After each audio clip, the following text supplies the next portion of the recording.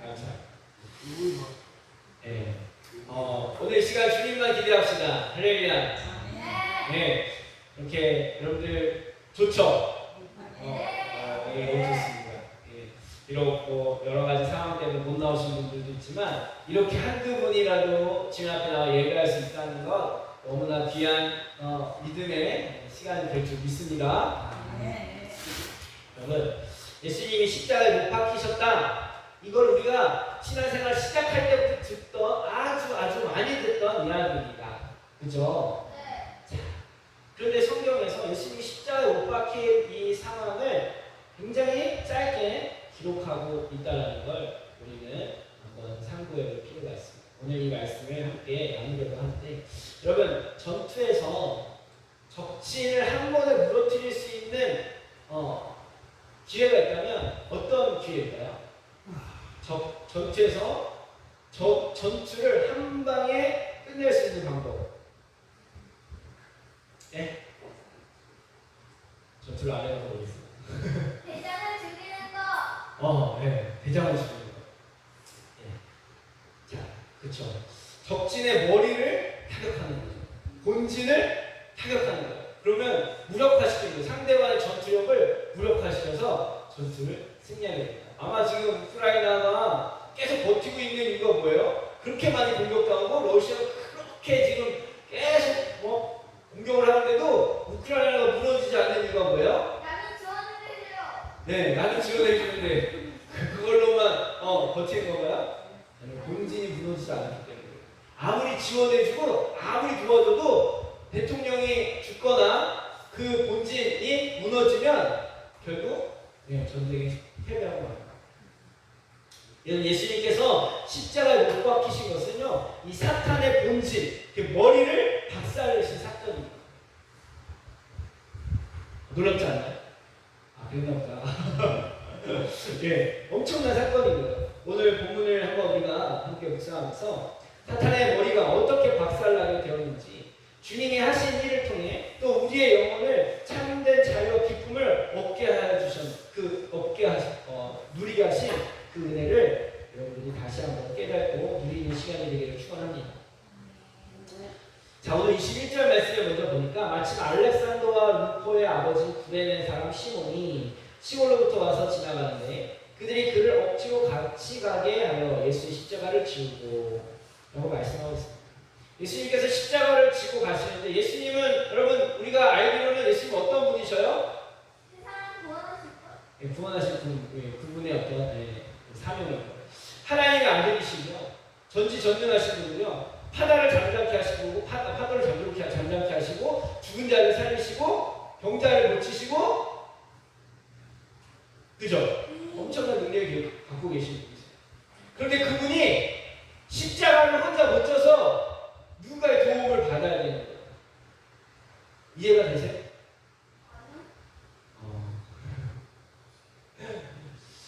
예수님은 하나님이시기도 하지만 철저히 인간이셨기 때문에 우리의 연약함을 그대로 다 몸에 갖고 계신 거예요.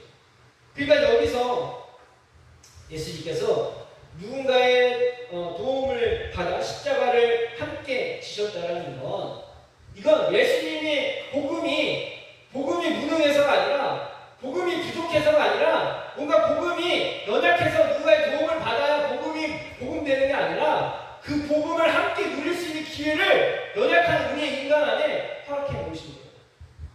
예수님의 그 연약함, 인간의 모든 연약함을 가지신 그 예수님이 그 연약함을 다 짊어지셨을 뿐만 아니라, 반면에 그 연약한 존재인 우리도 그 십자가에 참여할 수 있는 은혜를 허락해 주신 사건이라는 거죠. 그러니까 여러분, 십자가는 여러분 억지로라도 지고 갈 때 은혜를 경험하게 되어지는 것입니다.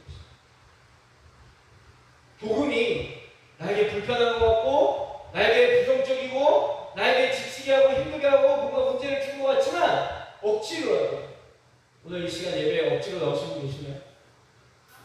억지로라도 나오게 되면 그 놀라운 복음에 함께 참여하게 되어지는 은혜를 누리게 되어진다는 것입니다. 당장은 억지처럼 억지로 참여하지만 나중에는 이 시간이 억지로 참여한 이 시간이 자원하는 마음으로 기쁨으로 감사로 영광으로 바뀌게 되어진다는 거예요.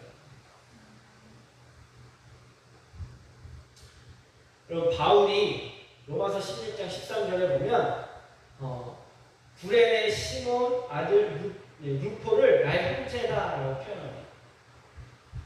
그러면 구레네 시몬의 아들 루포, 이 구레네 시몬의 아들의 루포라는 사람을 자기 형제라고 말하고 있어요.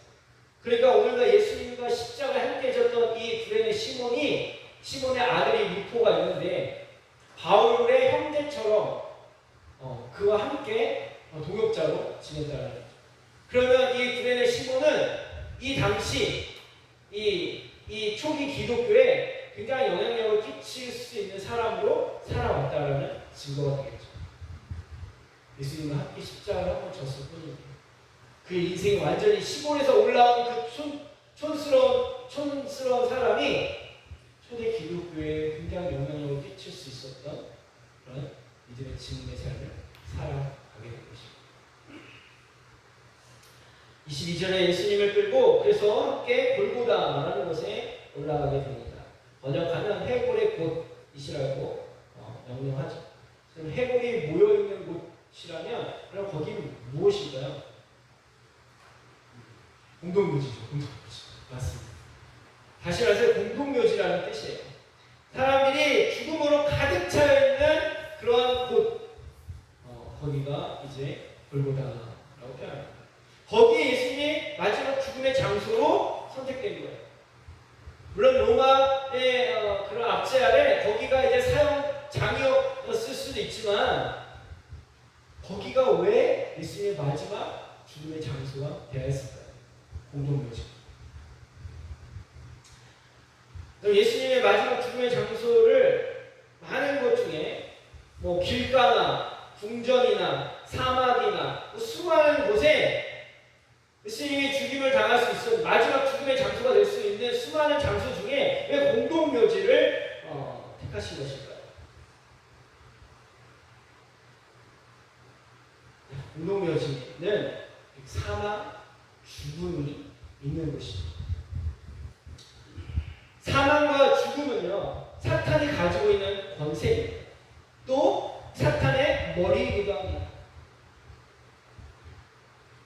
지금 예수님은 사탄의 본질 중에 가장 중심부에 서 계신 거예요. 죽음이 머무르는 거예요. 공중것의 사탄이 그 죽음과 사망으로 이 세상을 통치하려고 하는 그 중심부에 가장 핵심부에 주님이 계신 거예요. 이것을 창세기 3장 15절에는 하나님 이렇게 말씀하고 계십니다. 한번 말씀해 볼까요? 창세기 3장 15절. 중요한 말씀 구절입니다. 아담과 하와가 선악과를 따먹은 후에 하나님이 뱀에게 이러한 저주와 심판을 내리십니다. 3장 15절. 신약 성경에 복음의 정수를 말씀하는 성경 구절이 요한복음 3장 16절이라면 구약 성경에 복음의 정수를 말하는 성경 구절이 창세기 3장 15절이라는 것을 여러분이 기억하실 겁니다. 함께 읽겠습니다. 시작. 내가 너로 여자와 원수가 되게 하고 내 후손도 여자의 원수가 되게 하려니 여자의 후손은 내 머리를 상하게 할 것이요 너는 그의 발꿈치를 상하게 할 것이니라 하시고. 아멘. 자, 여러분, 이게 아담에게 이미 언약하신 구원의 방법이었습니다. 여자의 후손 동정녀 마리아에게 태어나신 예수님이었고 뱀은 사탄으로서 예수님의 발꿈치를 상하게 한다는 건 오늘 본문에 나온 십자가에 못 박힌다는 거예요. 이로써 예수님은 뱀에게 즉 사탄에게 아킬레스건이 딱 물린 거예요. 그러나 사탄은 십자가에 못 박히시는 이 사건이 뱀의 머리가 박살나는 일인 걸 몰랐다는 거예요. 머리가 찍히면 잠시 꿈틀댈 수 있지만 더 이상 아무런 공격도 하지 못하는 무능한 상태가 되어지는 것입니다. 사탄은 이제 예수님이 십자가에 못 박히는 그 순간쯤에서 하나님께서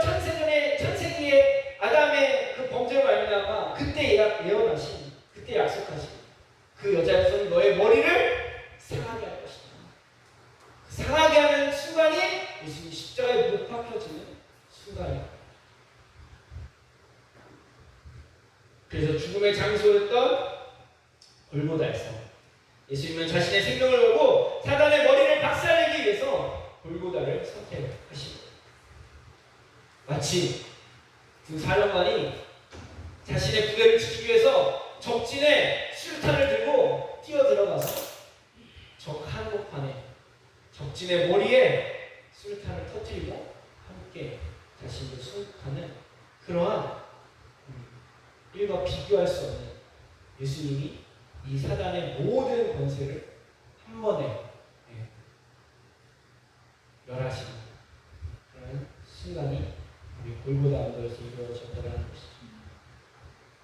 이때 우리에게 필요한 것이 있습니다. 만약 여러분들이 거사를 치러야 할 때, 여러분 뭔가 두려운 일을 해야 될 때, 여러분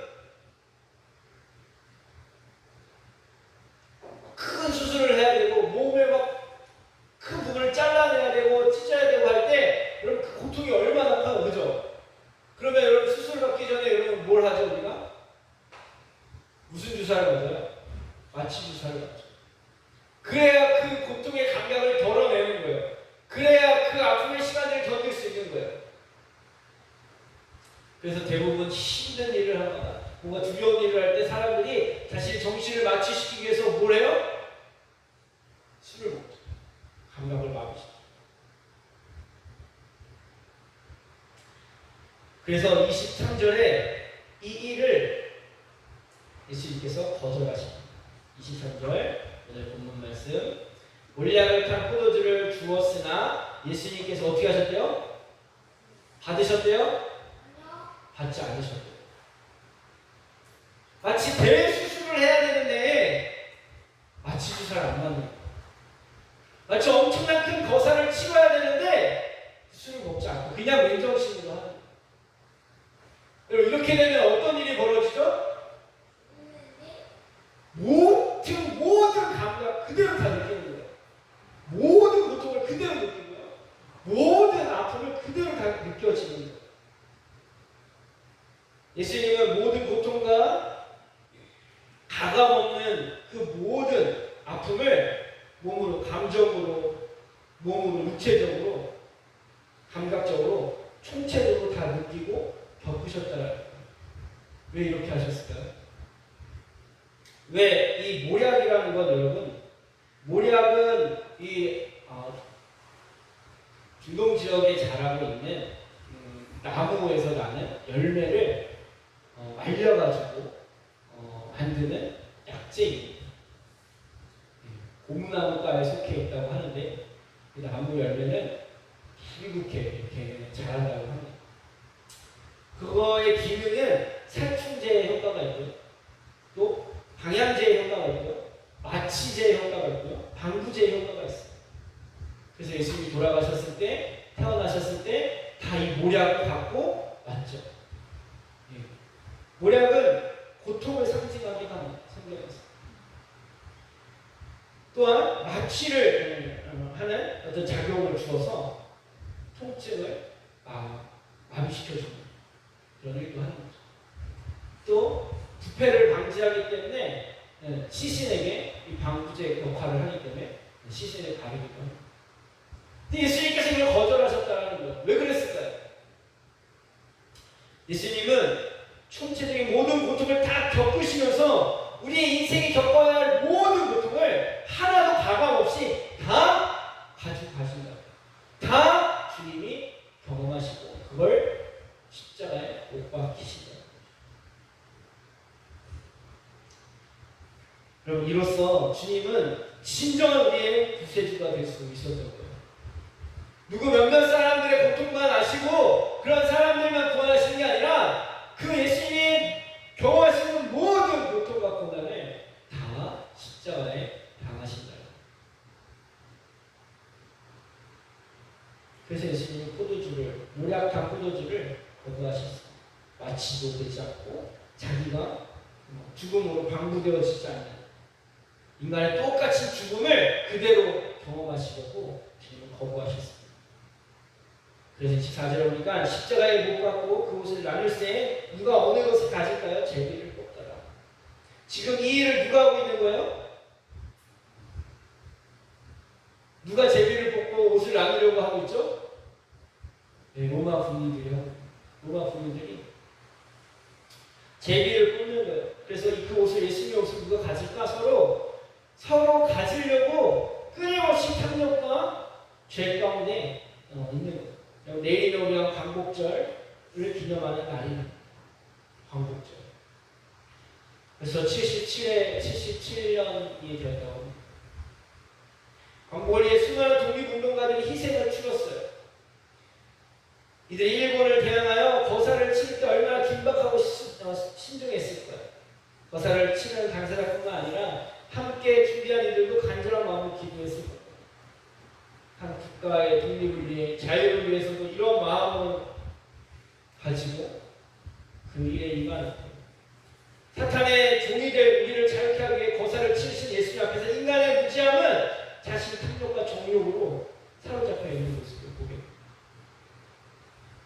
지금도 이 독립군들의 어떠한 유품이나 어떠한 이러한 것들을 막 자신의 소유물처럼 서로 그걸 분쟁하고 논쟁, 그것 때문에 갈등하는 사람들이 너무 많아요.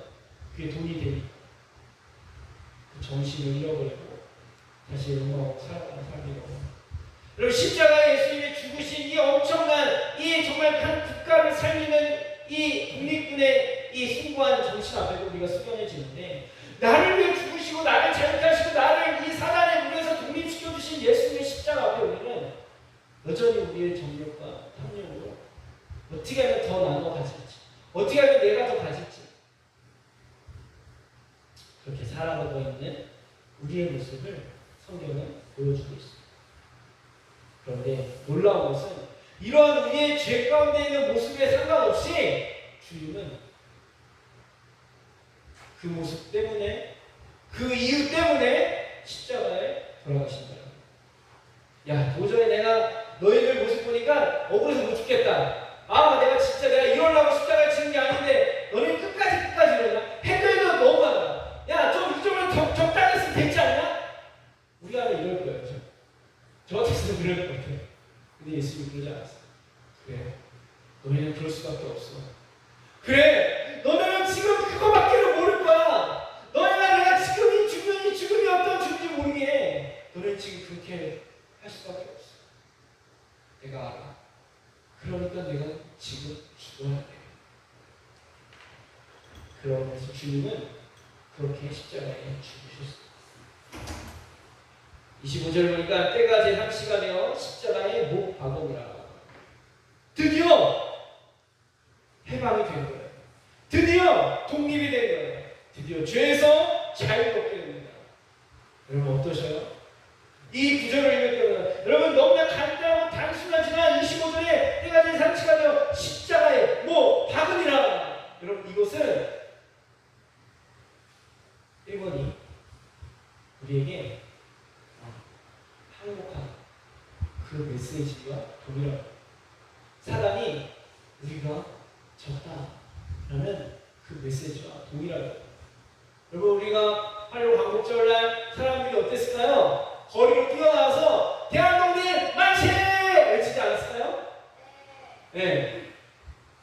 그런 감격과 기쁨이 그 메시지 하나에 이제 대한독립은 해방되었습니다 라고 할 때 여러분 그 북박치는 감정, 그동안 그 일본의 종살이하고 억압되었던 그 모든 억울함 앞에 그 마음이 이제 그 서러움이 다 표출되면서 대한독립 만세를 목청 터지게 외치면 얼마나 감격이었어요.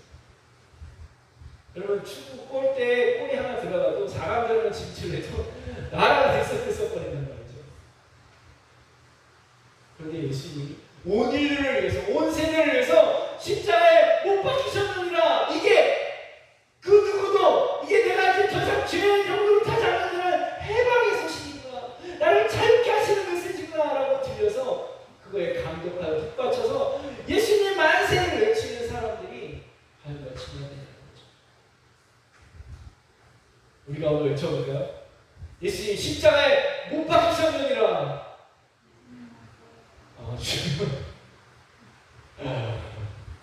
분명히 내일 우리 광복절 기념행사에 대한독립 만세 합창을 할 거예요. TV에서, 그죠? 그때 우리가 함께 대한민국 만세를 외칠 겁니다. 그런데 앞서 우리의 모든 인생과 모든 인류를 구원하시기 위해 죄와 사망에서 해방시키신 예수님께 만세상창을 하기를 소원합니다.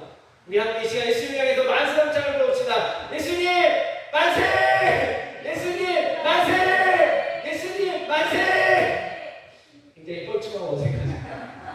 그런데 하늘에서는 우리의 이 예수님 만세상창을 그 어느 만세상창, 어느 국가의 만세상창보다 더 영광스럽고 더 기뻐하실 수 있습니다.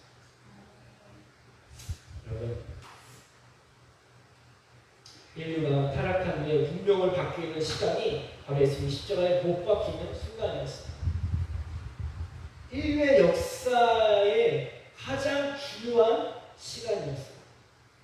정말 이 개인적으로 저와 여러분의 운명이 바뀌는 시간일 뿐만 아니라 창세전부터 주님께서 계획하신 모든 인류의 운명이 바뀌는 시간이 이 십자가에 못 박으니라는 구절에 담겨있다. 그런데 이 놀라운 이 사건이 담겨져 있는 말씀 구절이 너무나 간단하게 기록되어 있습니다. 십자가에 못 박으니라. 이렇게 간단하게 기록돼도 되나 싶을 정도로 너무나 간략하게 시각되어 있습니다. 십자가에 못 박히는 것이 어찌 보면 하나님의 구원 역사의 종결이고 새 시대의 영광일 텐데 간단하게 기록해 놓여 있는 거예요. 여러분, 광복을 이루기 위해 거사를 치는 독립군 이야기도 장엄하고 극적이고 감동적으로 묘사되어 있는데 예수님이 십자가에 못 박히는 이 일이 긴장감이 들거나 애통함과 비통함이 있거나 무슨 어떠한 극적이거나 이런 표현이 하나도 없어요. 그냥 십자가에 못 박혔느냐 이렇게 그냥 끝나버리는 거예요. 과연 그렇게 예수님이 십자가에 못 박히는 게 우리가 이렇게 단순하고 무미건조하게 읽을 수 있는 그러한 시간이었을까요? 한번 우리가 예수님 십자가에 못 박힐 때 모습을 한번 봅시다.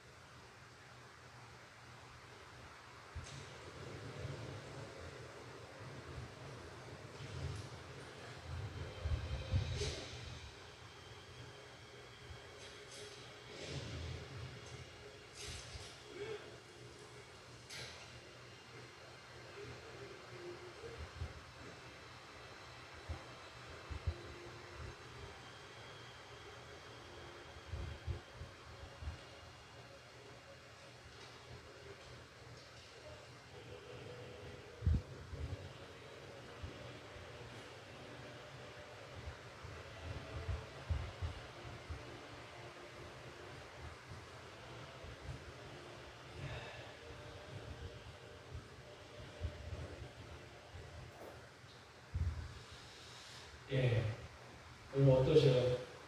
우리는 25절에 십자가에 못 박히니라 라고 한 3-4 단어로 구성된 그냥 글을 읽었을 뿐인데 실제로 이 사건은 예수님께서 저렇게 처절하게 못을 통해 손과 발이 박히시는 시간이 분명히 존재했다는 겁니다. 여러분, 저 3개의 못은요 그냥 못이 아닌 거예요.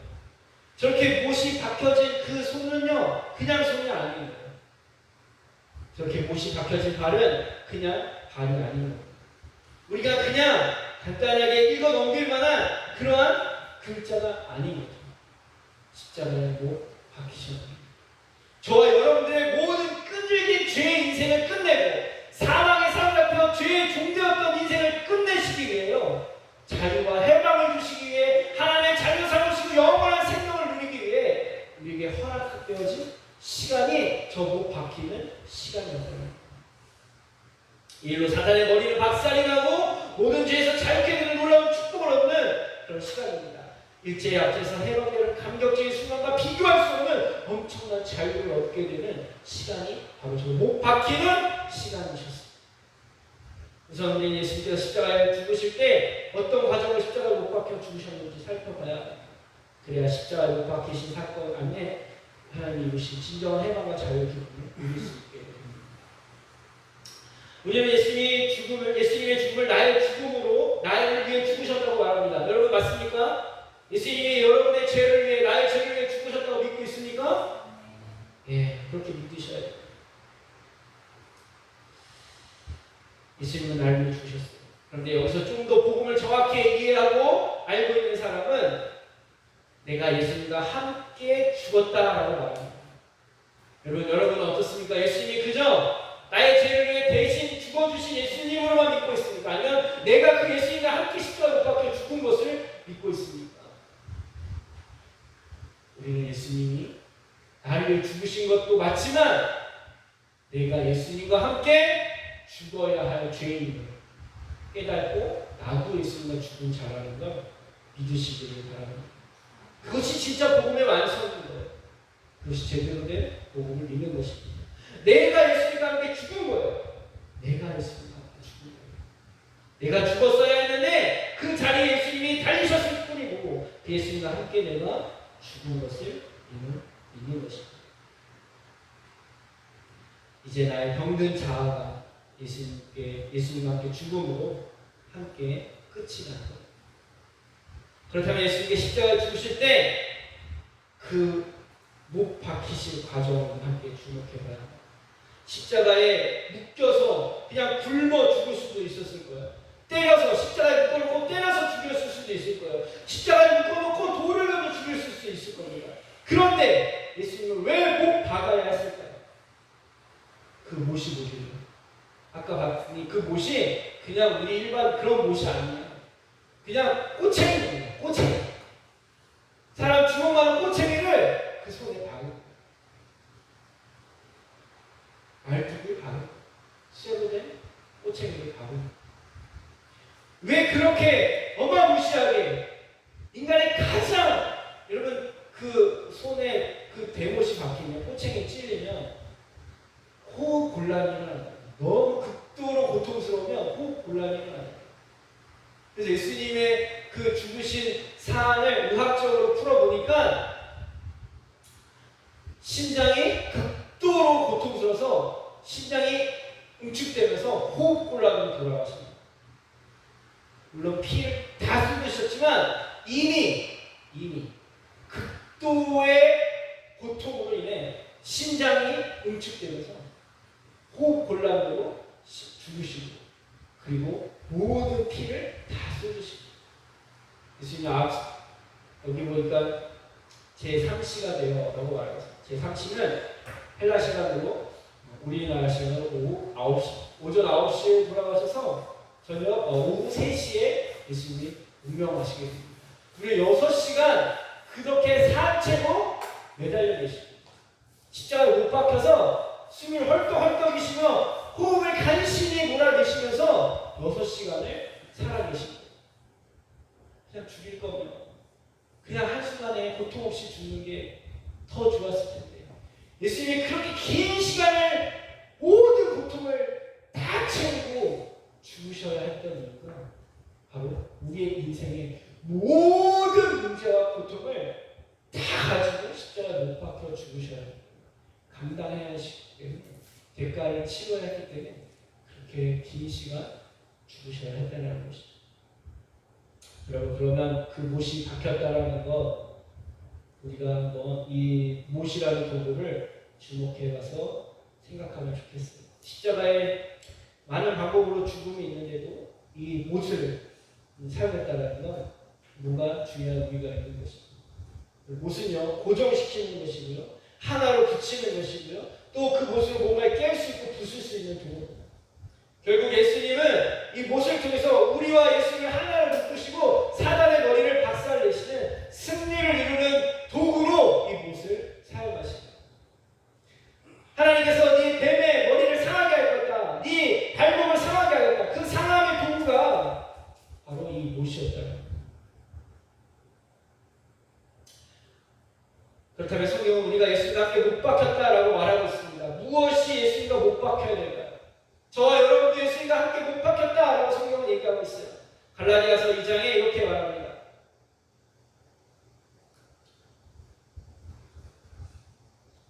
갈라디아서 5장 24절. 육체와 함께 그 정욕과 탐심을 십자가에 못 박는다. 로마서 6장 6절에도 이렇게 말합니다. 우리의 옛사람이 예수와 함께 십자가에 못 박힌 것은 죄의 몸이 죽어 다시는 우리가 죄에게 종 노릇하지 아니하려 함이니 내가 너희 중에서 예수 그리스도. 네. 두 가지를 말하고 있어요. 우리가 십자가에 못 박혔을 때 그 못 박힌 게 뭐냐? 바로 정욕과 탐심. 육체와 함께 그 정욕과 탐심이 십자가에 못 박힌 겁니다. 못은 뭐라 그랬죠? 고정시키는 거고 더 이상 움직일 수 없는 무력화시키는 거라 그랬어요. 우리의 정욕과 우리의 탐심은 이제 십자가에 못 박혀 있는 거예요. 거기서 우리가 끄집어서 다시 가져다가 쓸 수 없어요. 그건 고정되어 버렸어요. 또 우리 옛사람이 예수님과 십자가에 못 박혔다고 합니다. 옛 자아, 그러니까 병든 자아가 예수님과 못 박힌 거예요. 이제는 옛 자아의 습관을 따라 살지 않도록 십자가에 못 박혔습니다. 더 이상 옛 자아는 무력화됐어요. 우리가 그 옛 자아를 다시 그곳을 빼고 끄집어내릴 필요가 없는 거예요. 예수님과 함께 못 박혔기 때문에. 더 이상 병든 자아, 옛사람, 정욕과 탐심으로 인해 사탄의 종되어 죄짓지 않아도 되는 복음의 축복을 누리게 되었다는 것입니다. 우리가 늘 말하던 자아가 예수님과 함께 죽었습니다 라고 말할 때 나의 옛 사람과 정욕과 탐심이 못 박혀서 영향력을 모두 상실하게 되었다는 걸 믿는 거예요. 바울은 예수님과 함께 못 박힌 것이 너무나 감격스러운 사건임을 자랑하며 다음과 같이 고백을 합니다. 내가 너희 중에서 예수 그리스도와 그가 십자가에 못 박히신 것 외에는 아무것도 알지 아니하기로 작정하였습니다. 갈라디아서 말씀에서도 말하죠. 그러나 내게는 우리 주 예수 그리스도의 십자가 외에 결코 자랑할 것이 없습니다. 그리스도로 말미암아 세상이 나를 대하여 십자가에 못 박히고 내가 또한 세상을 대하여 그러합니다. 아멘. 여러분, 사도 바울은요 십자가에 못 박힌 거 외에는 자랑하지 않겠다. 그거 외에는 아무것도 알지 않겠다. 여러분, 우리 신앙생활에서 못 박힌 이 사건이 우리 영혼이 해방된 날이에요. 여러분, 독립군이 이 세상의 그 어떤 기념일과 이 세상의 어떠한 낙보다 어떤 순간을 자신에게 가장 복된 날로 여길까요?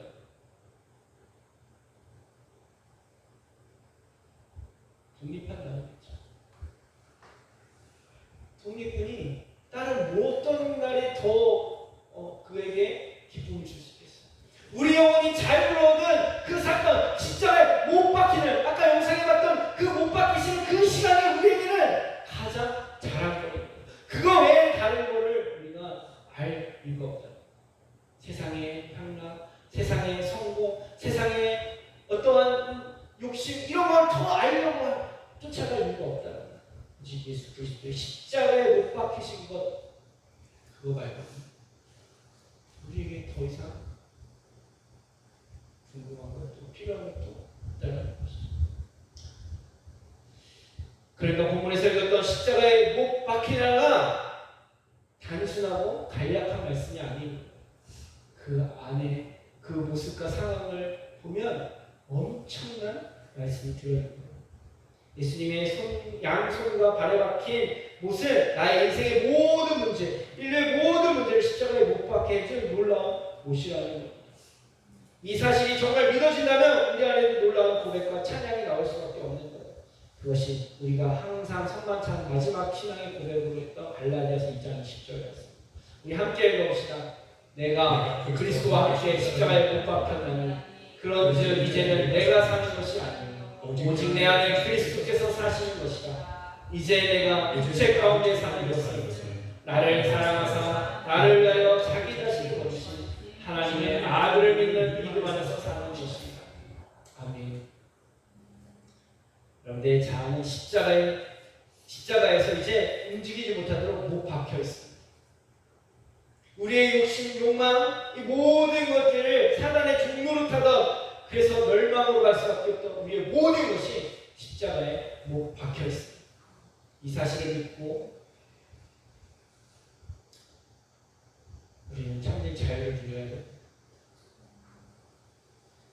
그런데 어리석은 사람들은 이 말씀의 내용을 이해하지 못한 채 나도 그럼 예수님처럼 십자가에 못 박혀야 되는구나, 그래야 내가 자유를 얻는구나, 이렇게 오해하고 직접 내가 십자가에 못 박혀 죽는 사람이 있어요. 몇 년 전에 문경에서 어떤 사람이 자신의 손에 드릴로 송곳에 구멍을 뚫고 십자가를 만들어 놓고 거기다 못을 이미 박아놓고 그 구멍 뚫린 손을 딱 꽂고 거기서 죽었대요. 몸을 눕고. 그런 사건이 있습니다. 여러분, 이런 죽음은요, 그냥 정말 비참한 죽음입니다. 아무런 우리 영혼에 도움이 안 되고 아무런 구원을 얻을 수 없는 자살일 뿐입니다. 우리의 진정한 죽음, 우리의 십자가의 진정한 죽음은 이미 십자가에서 2000년 전에 예수님이 이루어 놓으신 거예요. 우리는 그걸 믿음으로 함께 참여하고 그 죽음을 나의 죽음으로 믿으면 되는 거예요. 사단은 이걸 이해하지 못하게 해서 스스로 비참하게 자살하게 만들어 십자가에 죽게 만드는 이런 일을 만들고 있습니다. 여러분, 그것이 성경이 말하는 십자가에 내가 함께 못 박혀 죽었다라는 의미가 아니고,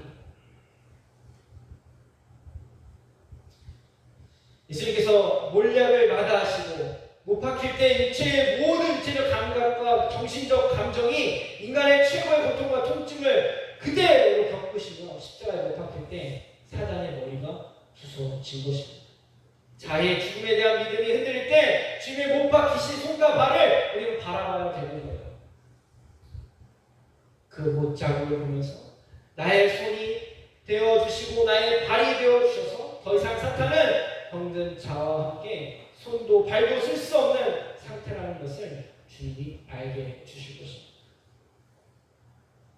이제 우리가 살아서 쓸 수 있는 손과 발은 부활하신 주님의 손과 발이라는 거예요.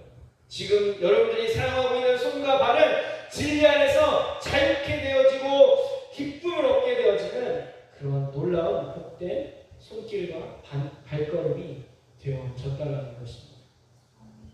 여기 옛 자아의 모든 손길과 발길이 십자가에 못 박혀 있음을 믿으시고 주님 안에서 새롭게 주어진 손과 발로 주님의 영광을 위하여 정말 죄에서 해방된 진리 안에서 자유케 되어진 정말 참된 기쁨을 누리는 복된 삶을 살아가는 예수님의 성도들 되기를 축복합니다.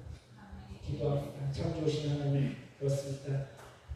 광복절의 그 광복의 소식이 온 국민에게 감격과 감동이 되었듯이 오늘 예수 그리스도의 십자가에 못 박히시니라, 그리고 그가 부활하셨다라는 이 소식이 우리의 인생의 모든 문제를 해결하시고 우리의 인생의 모든 자아의 병든 모든 걸 못 박으시고 사단의 모든 권세를 끝내주신 놀라운 광복의 메시지를 깨달아 들어 알게 하여 주셨습니다. 세상에 줄 수 없는 참된 자유와 기쁨과 평안을 누리며 날마다 그 못 박히신 손과 발을 바라보며 그 평안을 누리고 그 자유를 누리고 승리를 맛보는 이 모든 성도들의 삶이 되어질 수 있도록 은혜 내려 주옵소서. 오늘도 내가 죽어보려고 애쓰고 노력하고 최선을 다하는 이 미련함을 내려놓고 내 스스로 결코 죽을 수 없는 자유기에 예수님이 함께 죽어주셨음을 십자가 2000년 전에 이루어놓으신 그 놀라운 축복의 사건을 믿어지는 은혜가 예수교회 성도들 머리 위에 임하게 하옵소서. 오늘도 그 은혜를 구하며 예수님의 이름으로 기도합니다.